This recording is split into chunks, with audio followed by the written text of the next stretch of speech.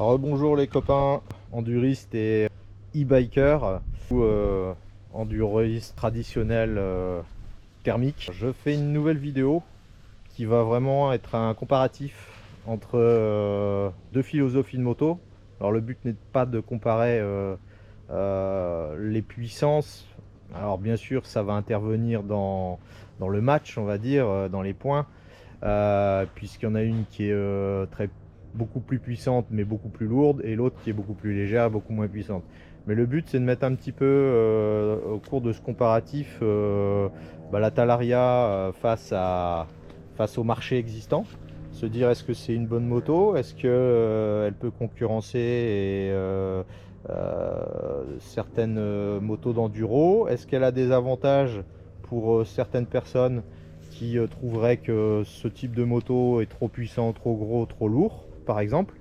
Voilà, c'est un peu toute cette réflexion que je vais avoir au cours de cette vidéo, et pour faire un match qui soit un peu exhaustif, je vais compter les points, et j'ai noté sur pas mal de critères. Là on peut voir ma fiche, donc je sais pas si on arrive à lire, je vous la mettrai en description. Donc c'est la fiche qui va me permettre un petit peu de faire ce match entre les deux motos et de les comparer sur plein d'aspects. Alors premier critère que j'ai pu relever, c'est la polyvalence. Alors pour la polyvalence, alors qu'est-ce que j'entends par polyvalence? C'est l'utilisation d'une ou deux motos sur tout type de terrain. Voilà, c'est est-ce qu'elle va réussir à être polyvalente sur l'ensemble des configurations de terrain, des petits terrains, des grands terrains, des terrains de cross, de l'enduro, des pistes en intérieur, des choses comme ça. Donc pour tout ce qui est, on va dire, off-road, clairement, le point il va à la KTM, puisque c'est vraiment l'outil ultime pour les sorties off-road. Ça passera partout. Vous aurez peut-être plus de mal, mais dans tous les cas, vous passerez. Sauf vraiment certaines parties trialisantes, où là, où il faut vraiment une technique de hard enduro, hein, les gars qui font de l'hard enduro, eux ils y arrivent, mais bon, c'est des extraterrestres, donc voilà.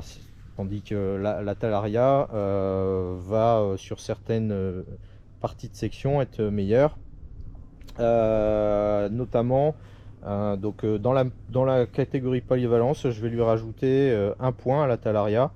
Il y a un point pour la KTM, pour la polyvalence, pour l'utilisation sur l'ensemble des terrains plutôt off-road. Mais pour tout ce qui est accessibilité à des zones qui sont un peu difficiles en temps normal, pour pas faire de bruit, des zones un peu touristiques, des zones plus urbaines, où il y a des piétons, des endroits réservés normalement au VTT, la Talaria va être à l'aise. Elle peut aller sur des pistes de BMX, des chemins de randonnée très étriqués, et elle peut même, on l'a vu sur certaines vidéos américaines, aller sur des skateparks. Donc au final, j'ai attribué un point pour la polyvalence aux deux. Donc sur ce critère, les deux motos sont à égalité. Alors le deuxième critère du comparatif va être l'accessibilité et la facilité de pilotage. Donc en gros, mon idée c'est de se dire voilà, on a ces deux motos, je la donne à un débutant ou à une personne lambda, qu'est-ce que ça va donner? Alors clairement, là il y a un gros avantage, et je mets même 2 points, et je vais vous expliquer pourquoi, à la Talaria. Premièrement, parce que vous avez le frein au guidon. Donc déjà, pour quelqu'un qui est pas habitué au frein au pied, comme sur une moto, ça va tout de suite être normal pour lui, puisque la plupart des gens ont déjà fait du vélo. Ensuite, vous n'avez pas d'embrayage sur la Talaria. Donc ça, quand on reprend, donc lors de mes dernières vidéos, j'ai repris la KTM, et j'avais oublié puisque j'avais pas de moto électrique, Donc j'avais oublié certaines contraintes, je ne considérais pas comme des contraintes finalement. Et l'embrayage typiquement, c'est bien pour gérer la puissance et doser, mais ça nécessite déjà un bon niveau de pilotage, enfin un meilleur niveau de pilotage. Le moteur électrique a une souplesse, vraiment un couple instantané, une souplesse, une facilité de doser la puissance et qui est assez intuitive. Ensuite, vous avez aussi cet aspect un peu start and stop. Donc quand vous faites de l'enduro, que vous vous arrêtez pour regarder le GPS ou le paysage ou toute autre chose, avec la Talaria, il suffit d'arrêter d'accélérer, hop, la moto s'arrête, vous posez les pieds, vous êtes tranquille, vous posez la béquille et puis vous remontez dessus, vous repartez. Il n'y a pas à redémarrer, il n'y a pas à se soucier d'une éventuelle surchauffe. En général, comme elle n'est pas large, on peut la caser partout. Moi, j'ai gardé la béquille pour ça, justement. C'est vraiment très pratique. Et le dernier point qui fait que j'ai mis 2 points à la Talaria d'entrée, c'est son poids réduit qui fait que quand vous n'avez pas fait de moto, une moto de 60 kg, vous trouvez déjà trouvé que c'est déjà lourd. Et en fait, ça ne l'est pas du tout comparé à cette moto-là. Mais pour arriver à cette moto-là, il faut des années d'expérience. Il faut commencer par une 50, une petite moto quand on est plus jeune, une 80, enfin moi c'est ce que j'ai fait, une 125, 2 temps, et après je suis passé à une grosse 400, 4 temps.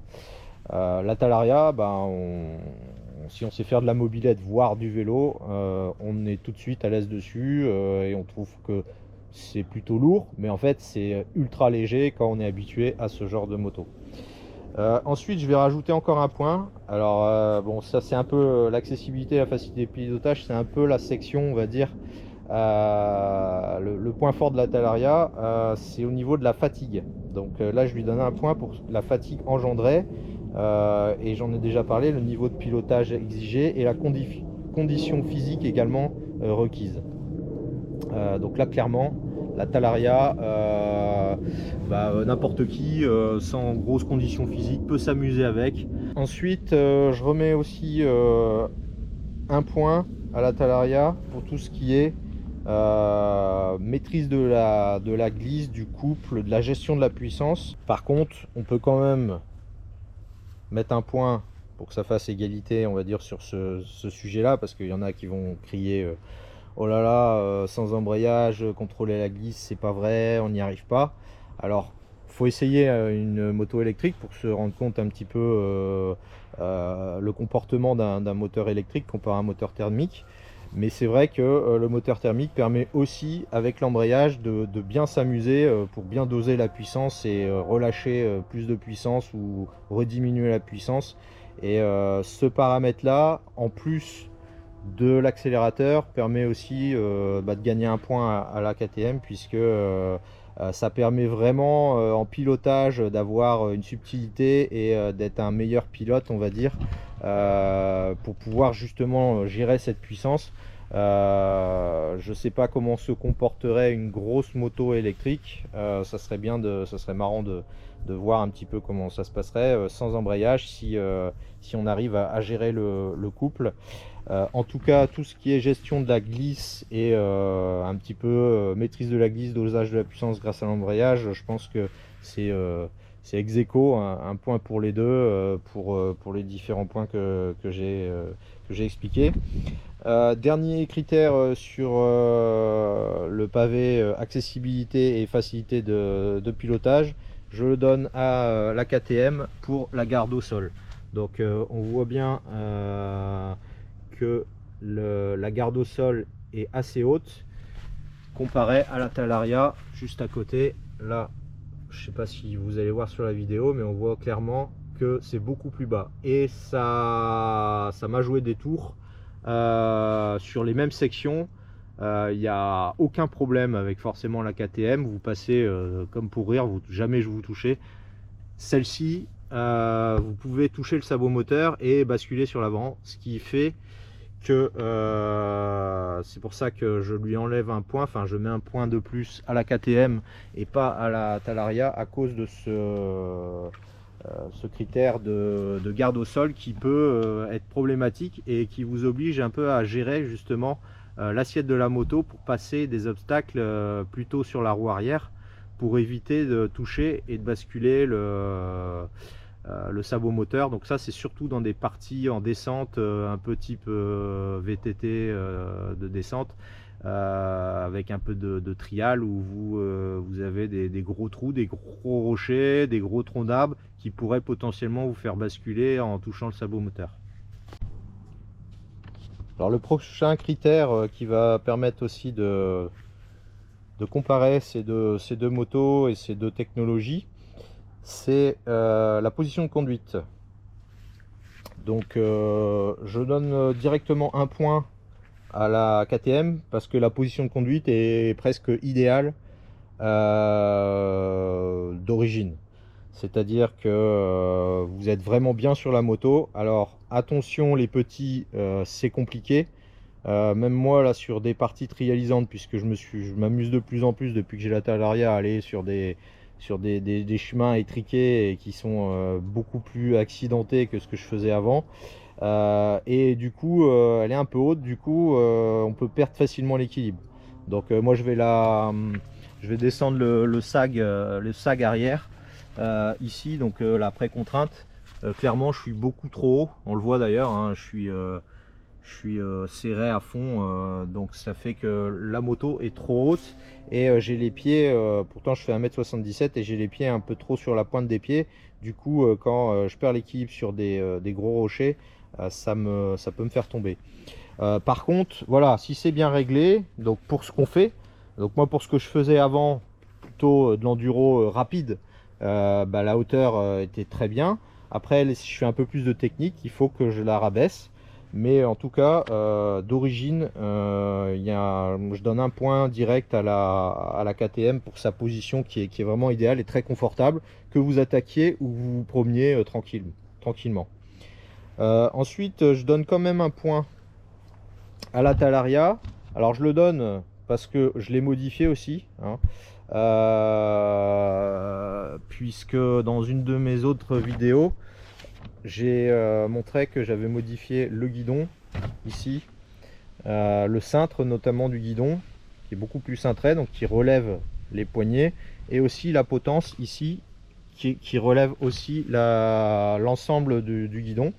Donc grâce à ça elle est plutôt confortable, on va dire, moins que la KTM, et ça nécessite des petites modifs. Mais je vais lui donner quand même aussi un point, hein, pour faire égalité sur la position de conduite. Pourquoi? Je vous explique. Parce que il y a quelque chose qui est super agréable sur cette moto, et c'est l'électrique qui fait ça, c'est de pouvoir s'arrêter n'importe quand, n'importe où. C'est à dire que si vous vous arrêtez souvent, vous êtes un peu en mode touriste, je me promène, je m'arrête, je repars, c'est vraiment une position très agréable. Également dans les parties trialisantes, la Talaria va permettre de pouvoir se reposer assez facilement et de s'arrêter quand on veut, sans prendre l'embrayage, sans se mettre au point mort, et tout ce qui va avec. C'est vrai que j'ai pas parlé du point mort sur la thermique, mais c'est un des soucis, voilà, de devoir prendre l'embrayage ou de se mettre au point mort, surtout sur la KTM qui a un point mort, alors elle est assez vieille, hein, elle est de 2009, mais elle a un point mort qui est c'est une horreur à trouver, ce point mort. Donc voilà. Ensuite il y a un critère que je trouve intéressant d'évoquer, c'est tout ce qui est longévité, durabilité et robustesse de la moto. Alors longévité, ce que j'appelle longévité notamment, c'est les possibilités d'évoluer avec, de la garder longtemps, et de pas forcément devoir changer très rapidement si vous avez fait des gros progrès. Donc là clairement la KTM gagne un point, puisque c'est une moto, alors elle gagne un point parce que vous pouvez l'acheter et puis essayer de progresser avec, et vous allez de toute façon jamais, à part si vous êtes pilote professionnel, mais exploiter la moto à 100%. Donc elle a un potentiel de progression, elle va vous donner un potentiel de progression énorme. Sur plutôt du long terme, et pouvoir progresser et vraiment apprendre à piloter une moto avec la boîte de vitesse, le frein au pied, l'embrayage, la gestion de la glisse, tout ce qui implique une moto puissante et une vraie moto d'enduro. Ensuite, tout ce qui est robustesse, je mets aussi un point à la KTM, même si j'ai eu aussi des petits soucis, notamment au niveau du freinage. Les chemins ici sont très contraignants pour le frein avant, notamment. Très régulièrement, je rentrais, je devais resserrer. J'ai perdu une fois une plaquette. J'ai eu pas mal de soucis sur le frein avant sur la KTM, sur mes premières sorties quand j'étais dans la région, parce qu'elle est lourde et elle met énormément en contrainte le frein avant. Finalement, moi, pour tout ce qui est freinage, j'ai pas eu trop de problèmes sur la Talaria.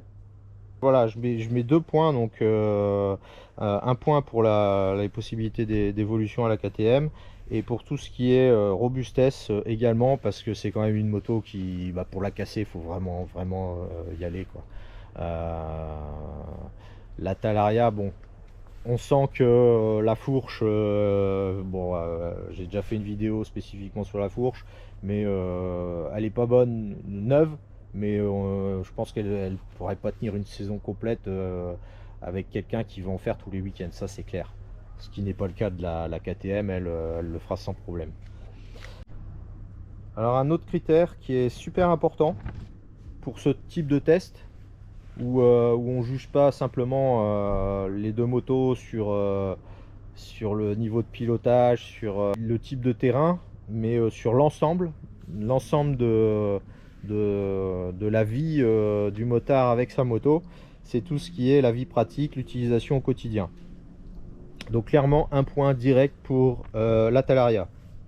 Pourquoi? Parce que dès que vous devez la transporter, la manipuler dans le garage, la stocker, le nettoyage c'est beaucoup plus simple également qu'une thermique. Donc voilà, un point pour la Talaria.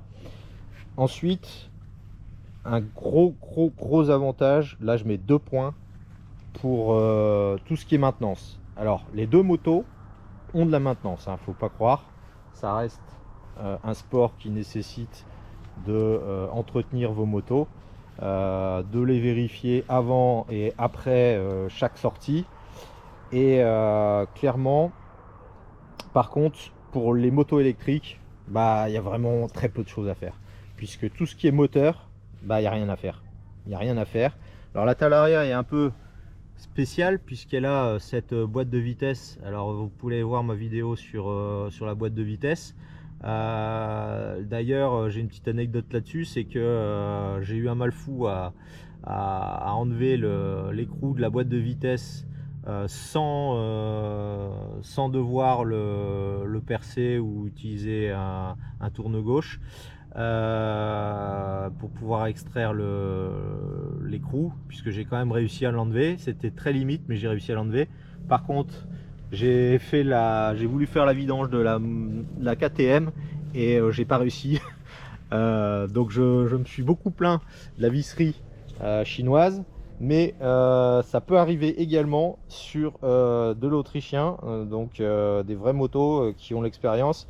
Alors là j'ai pas le carter, donc on peut le voir. J'ai ici l'écrou de la vidange. Alors j'ai fait la vidange de la boîte de vitesse, aucun problème, et celui-là complètement bloqué, je sais pas pourquoi. Alors toujours sur le point vie pratique, je rajoute un point également à la Talaria pour tout ce qui est d'alimentation en énergie, notamment tout ce qui est carburant. Donc vous voyez, il n'y a pas d'essence, donc ça sent pas mauvais, vous en mettez pas partout, vous n'avez pas besoin d'aller à la pompe, vous n'avez pas besoin de bidon. L'essence elle va pas, si vous ne roulez pas pendant 6 mois, elle va pas se détériorer. Voilà, donc clairement l'électricité pour ça, vous rentrez, vous la branchez, vous repartez le lendemain. C'est vachement bien, c'est très agréable. faut le vivre en fait pour se rendre compte. Quand vous préparez les deux motos, moi c'est ça l'avantage, c'est que quand je pars faire une rando avec le gamin, je prépare les deux motos, donc je vois vraiment les avantages et inconvénients des deux. Donc là moi je vous fais un peu le ressenti, donc c'est pas un test scientifique, mais c'est vraiment mon ressenti et ce que je trouve de bien chez l'une et de pas bien chez l'autre. Alors on verra ce que ça fait au total quand on fera le sous-total des points. Donc je pense que dans la vidéo vous allez le voir s'afficher au fur et à mesure. Moi je connais aussi un petit peu le total et qui sera la gagnante. Mais voilà, je vous laisse le suspense jusqu'à la fin. Dernier point concernant la vie pratique et l'utilisation quotidienne, c'est tout ce qui est connaissance mécanique. Alors, si vous modifiez pas la moto électrique, vous avez besoin d'aucune connaissance électrique. Par contre, si vous voulez commencer un peu à toucher au contrôleur, au moteur, à la batterie, c'est mieux d'avoir des compétences électriques. Par contre, il faut quand même un petit peu de compétences mécaniques pour les deux, mais clairement, il en faut énormément moins pour la Talaria. Il n'y a qu'une vidange de boîte à faire, donc c'est relativement simple. Par contre, voilà, ce type de moto, régler le ralenti, régler le carburateur, là c'est encore elle est vieille, hein, donc c'est pas encore une injection, donc je fais encore la carburation. Il y a tout le jeu aux soupapes qu'il faut entretenir. Alors si vous le faites vous-même, c'est très compliqué, il faut avoir énormément de connaissances, et si vous le faites faire, ça coûte très cher. Donc clairement, pareil, besoin en connaissance mécanique, un point à la Talaria parce que c'est beaucoup plus simple. Alors nouveau critère, tout ce qui est fun et sensation. Alors on peut donner directement un point à la KTM pour tout ce qui est sensation, adrénaline, frayeur, émotion, tout ce que vous voulez. Elle peut vous satelliser, elle peut vous faire peur quand elle vous embarque. Alors c'est du positif et du négatif aussi, mais en termes de fun, si on note uniquement sur les sensations à son guidon, c'est la KTM.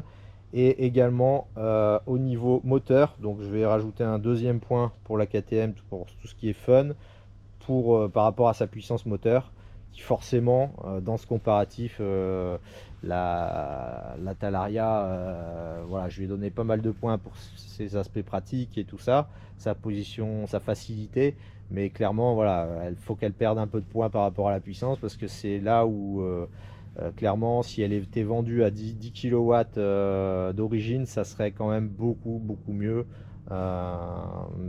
Les modifs commencent à être assez coûteuses. Mais ça, on en parlera après pour tout ce qui est prix, prestation, performance. Donc, pour finir avec tout ce qui est fun, je vais quand même donner un point à la Talaria parce que c'est quand même une moto super marrante à piloter par son agilité, sa légèreté, enfin c'est vraiment fun quoi. C'est ça qui est bien, c'est qu'on peut prendre la KTM et se faire un type de plaisir, et celle-là elle vous donne d'autres sensations qui vous permettent également de vous faire plaisir parce qu'elle est très amusante, elle est légère, elle est maniable, elle est joueuse. Sans forcément se fatiguer énormément. Vous pouvez aller rouler avec le soir en semaine après le boulot, et ça se passe super bien. Alors nouveau critère, tout ce qui est, alors j'ai appelé ça zénitude et confort d'utilisation. Bon, c'est un peu redondant avec la position de conduite, mais c'est vraiment par rapport au confort d'utilisation au quotidien et la fatigue ressentie, on va dire. Donc un point pour la Talaria par rapport à tout ce qui est zénitude, rapport avec la nature. Forcément, c'est une moto un peu plus écologique qui permet d'avoir une perception aussi des autres usagers qui aiment. Alors ceux notamment qui n'aiment pas les motos, qui n'aiment pas, ça fait du bruit, ça sent mauvais, ça abîme les chemins, voilà. Bon, tout de suite avec cette moto, la perception des autres usagers est vraiment très agréable. Vous, quand vous rentrez, c'est pareil, vous êtes moins fatigué puisque vous n'avez pas ce bruit. Alors c'est sûr, il y en a qui vont dire oulala, oui, on n'a plus de bruit d'une moto, mais c'est pareil, c'est autre chose. C'est agréable de se promener et d'entendre les cigales, le vent, les craquements des branches. Voilà, c'est des nouvelles sensations qu'on n'a pas avec la KTM. Ensuite, vous avez aussi tout ce qui est vibration qu'on n'a pas sur une moto électrique. Et ça, c'est un point qui est super sympa. Alors, encore une fois, vous perdez peut-être un peu en sensation, puisque vous n'avez pas ces vibrations là. Mais au bout de 2 heures de rando, vous rentrez, vous avez moins les bras qui fourmillent. Enfin, c'est vraiment, vous avez une fatigue physique et mentale et globale qui est moindre sur une moto électrique. On en avait parlé aussi de tout ce qui est surchauffe et chaleur moteur. Donc tout ce qui est surchauffe moteur, gros point négatif surtout quand vous avez roulé, j'ai roulé 5 fois avec la Talaria, puis j'ai repris la KTM que j'avais pas roulé depuis 1 an. J'avais chaud, et j'ai roulé en été, j'avais chaud, et je m'arrêtais souvent parce que le gamin, je l'attendais régulièrement, donc dès que je m'arrêtais, ça surchauffait et je sentais toute la chaleur monter du moteur. Et ça, il y en a beaucoup qui en parlent sur les motos, les Ducati, les motos de route, où le moteur chauffe et vous en pouvez plus d'avoir chaud comme ça. Clairement sur une moto électrique, sauf si vous la boostez trop et que le moteur surchauffe, mais vous n'avez aucune chaleur thermique du moteur et de tout ce qui est contrôleur. Enfin, vous la ressentez pas en tout cas. Il y en a, mais vous la ressentez pas et c'est pas un problème. Donc voilà, donc 3 points pour tout ce qui est zénitude et confort d'utilisation. Malheureusement, la Talaria a remporté le Grand Chelem sur ce sujet-là. Alors, autre critère également que j'ai voulu noter sur ces 2 motos et mettre en évidence, c'est l'autonomie. Donc l'autonomie, on dit toujours que l'électrique, ça n'a pas d'autonomie. Bah finalement, moi je trouve que la Talaria, elle s'en sort très bien pour sa puissance. Je trouve que les Chinois ont fait un gros boulot. Après, tout ce qui est batterie, je pense qu'ils commencent à bien maîtriser puisqu'ils en fabriquent énormément. Une grosse partie des batteries de la planète sont fabriquées en Chine. Et pas toutes, mais une bonne partie. Donc je pense qu'ils commencent bien à maîtriser aussi cette technologie. Et on arrive à faire 60 km quand même avec une moto, ce qui est non négligeable parce que pour faire 60 km d'enduro, voilà, ça vous prend au moins 2 heures, 2 heures et demie suivant votre niveau. Ou un peu moins, mais c'est tout à fait acceptable. Donc un point pour la Talaria. Par contre, forcément, je suis obligé de mettre des points pour la KTM, qui n'a pas eu beaucoup de points à la section juste avant. C'est tout ce qui est l'autonomie par rapport à la puissance délivrée. Donc là, forcément, c'est imbattable. C'est-à-dire qu'elle est beaucoup plus puissante et vous allez faire le même nombre de kilomètres. Donc la KTM a cet avantage avec son réservoir sans remettre de l'essence, de pouvoir faire 70 km voire 80 en arsouillant, en mettant pleine puissance. Donc forcément elle gagne également un point. Ensuite je vais remettre un deuxième point également à la KTM pour tout ce qui est son autonomie étendue. Alors ce que j'appelle l'autonomie étendue, c'est justement ce réservoir qui permet d'aller à la pompe et de sortir un peu des chemins pour chercher une pompe si vraiment vous êtes en galère ou si vraiment vous faites des grandes randonnées, des journées complètes avec les potes, ce qui n'est pas possible avec forcément la Talaria, ou alors il faut il faut des relais avec des batteries, enfin des voitures qui seraient des voitures relais, hein, qui porteraient les batteries de tout le monde. Avec une double batterie qui coûte très très cher. Voilà, une deuxième batterie et changer de batterie si on veut faire des randos. Donc forcément, bon, l'autonomie, la KTM remporte ce critère. Le critère suivant, c'est tout ce qui est prestation, prix, performance. Alors prix, on va prendre prix à neuf parce que forcément la Talaria vous en trouvez pas d'occasion ou c'est très difficile.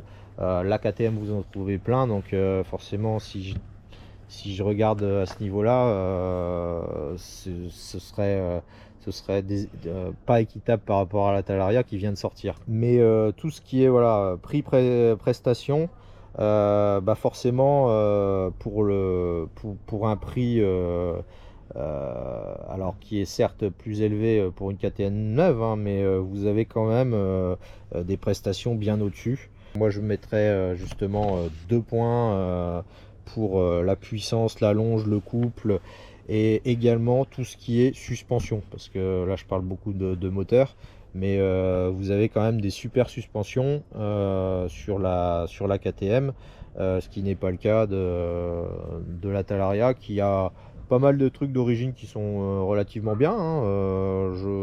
J'étais plutôt agréablement surpris de la qualité de fabrication et de certains composants. On m'a souvent dit les freins c'est de la merde, mais bon, par rapport à la puissance d'origine, je trouve que ça va bien. Alors peut-être que voilà, avec plus de puissance, il faudra peut-être des freins un peu meilleurs, mais moi je m'amuse bien avec et j'ai pas besoin d'avoir des freins beaucoup plus surdimensionnés. Ensuite, bah, le prix de base, forcément. Alors là, du coup, je vais mettre 2 points direct à la Talaria, puisqu'elle est 2 fois moins chère qu'une KTM d'origine, même plus de 2 fois moins cher. Donc là, forcément, si vous avez un petit budget et vous faire plaisir sans forcément avoir une moto de dingue, bah, une Talaria pour démarrer, c'est très très bien. Et vous avez un prix de base à 5000 €, vous avez une moto, quoi. Et il y a certains vélos électriques qui sont pas non plus incroyables, quoi, on est un peu obligé aussi de modifier, qui sont plus chers que la Talaria. Donc moi j'ai fait pas mal de vidéos, j'ai montré tout ce que j'ai modifié, mais ça m'a pas coûté, il y en a même pas pour 500 € ce que j'ai modifié pour l'instant. Ce qui va coûter cher, c'est le contrôleur, la batterie et éventuellement le moteur. Donc ensuite pour tout ce qui est customisation nécessaire également et le prix d'origine, enfin la prestation par rapport à la moto d'origine, je mets un point à la KTM, et aussi pour un peu pénaliser la Talaria qui finalement avec je pense qu'elle elle aurait coûté 1000 € en plus avec une bonne fourche. Ben je pense qu'elle aurait ou alors en option, au moins elle a proposé une bonne fourche en option. Parce que tout le monde n'a pas envie de s'embêter à changer sa fourche ou d'emmener un magasin pour faire changer la fourche. D'origine, elle est quand même très vite limitée. La fourche pour quelqu'un qui fait de l'enduro, c'est pas possible, quoi. C'est pas possible. Même mon fils, il a réussi à la plier à sa première sortie. Donc prochain critère de sélection ou de comparaison, tout ce qui est finition, qualité de matériaux, qualité de fabrication, qualité des assemblages. Donc clairement, bon, on va le donner à la KTM parce qu'il y a quand même plus d'expérience dans la moto, il y a plus d'astuces intéressantes. Ici, il y a besoin un peu plus de maturité pour pouvoir prétendre concurrencer encore les constructeurs de motos qui sont bien établis. Et pareil en tout ce qui est qualité de fabrication, donc un point à la KTM. Donc tout ce qu'on va retrouver, bah, la fabrication en usine, hein, les problèmes de serrage au couple, il y en a moins. Je dis pas qu'il n'y en a pas du tout, mais il y en a beaucoup moins. Et vous avez quand même un rendu plus qualitatif de la moto. Avant-dernier critère, tout ce qui est service après-vente, concession et réparateur. Donc là clairement en termes de réseau, la présence et le nombre de réparateurs pour faire les entretiens et réaliser des réparations si vous avez des problèmes. Le réseau KTM ou pas forcément KTM, mais le réseau de réparateurs est bien supérieur. Les gens, il y a beaucoup plus de réparateurs qui connaissent le thermique et qui connaissent pas l'électrique. Et finalement, sur l'électrique, il y en a quelques-uns, mais ils sont, voilà, ils peuvent être loin. Donc il faut amener la moto avec une remorque et ils sont surchargés, il manque des pièces. Bon, c'est un peu compliqué, voilà, c'est nouveau, donc forcément on a des limitations. Donc pour ce critère, je mets un point à la KTM parce que c'est un problème un petit peu sur la Talaria, puisque finalement on n'a pas beaucoup de mécanique à faire, mais si vous en faites pas du tout, si vous voulez pas du tout y toucher, là ça devient compliqué parce que il n'y a pas beaucoup de réparateurs qui voudront faire la mécanique pour vous. Enfin, moi, c'est un problème que j'ai sur la région des Bouches-du-Rhône actuellement. Je suis obligé d'aller, par exemple, chez EOS pour faire des petits entretiens. Donc, les trois quarts du temps, je fais tout moi-même. Et j'ai pas forcément l'envie ou le temps de le faire. Et ça peut se comprendre pour d'autres personnes. Ensuite, tout ce qui est service après-vente, là, pareil, bah, on a un peu l'impression qu'il y a personne derrière la Talaria. Moi, j'ai eu des visseries qui sont arrivées abîmées d'origine. J'ai fait déjà une demande. Communiquer avec l'usine, c'est très compliqué. Donc, si vous pouvez pas communiquer avec un concessionnaire d'une marque, ce qui est d'ailleurs le cas pour Talaria puisque c'est que des revendeurs, bah, tout de suite ça devient problématique. Donc là pareil, un point supplémentaire pour la KTM à ce sujet là.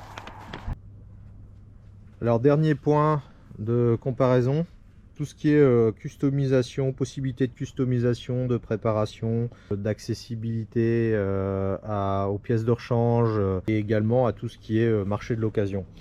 Donc possibilité de customisation, je mets un point partout pour les deux motos parce que la Talaria finalement il y a pas mal de pièces, c'est un truc qui fonctionne bien.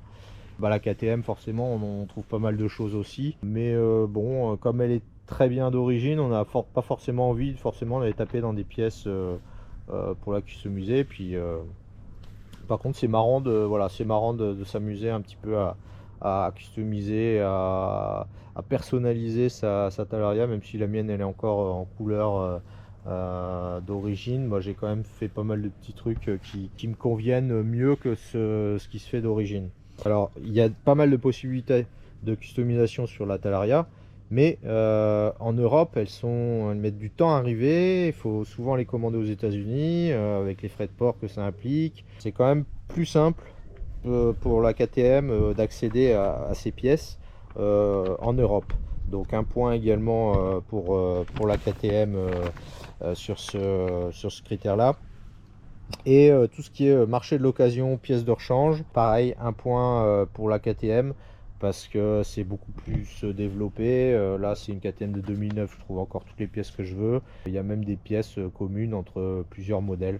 Donc voilà, voilà un peu tout ce qui est customisation, c'est quand même la KTM qui remporte le match. Donc j'arrive enfin à la conclusion finale entre nos deux motos. Vous avez pu le voir, les points, je sais pas si on le voit là, mais voilà, de courte tête de 21 points contre 19 pour la KTM. Donc j'ai quand même fait gagner la KTM, mais la Talaria a vraiment des avantages très intéressants. Ça vaut le coup d'essayer la moto électrique pour ceux qui sont vraiment réticents. C'est un autre jouet, c'est vraiment autre chose. Et ça vaut le coup d'essayer parce que c'est différent et finalement on peut rouler sur les deux et se faire plaisir sur les deux. Et je pense que dans l'avenir, avec les progrès que vont avoir les motos électriques, s'ils arrivent à rester sur des petits gabarits comme ça, un peu vélo, mais avec un peu plus de puissance et des suspensions un peu meilleures, un peu plus robustes, je pense que ça peut être super intéressant dans l'avenir pour l'électrique. Je pense qu'il y a une vraie place. Alors remplacer ou pas, ça c'est un autre dilemme, Ça, je vous laisserai dans les commentaires, hein. En tout cas, moi j'ai les deux et je m'amuse sur les deux. Ça me rendrait triste qu'il n'y ait plus de thermique un jour. Ça fait tellement un beau bruit, c'est tellement jouissif. Mais il faut dire quand même que il y a des gros avantages à l'électrique et avec la progression qu'elles vont avoir dans les prochaines années, bah, c'est clairement très intéressant à suivre. Voilà. Allez, à plus. Ciao.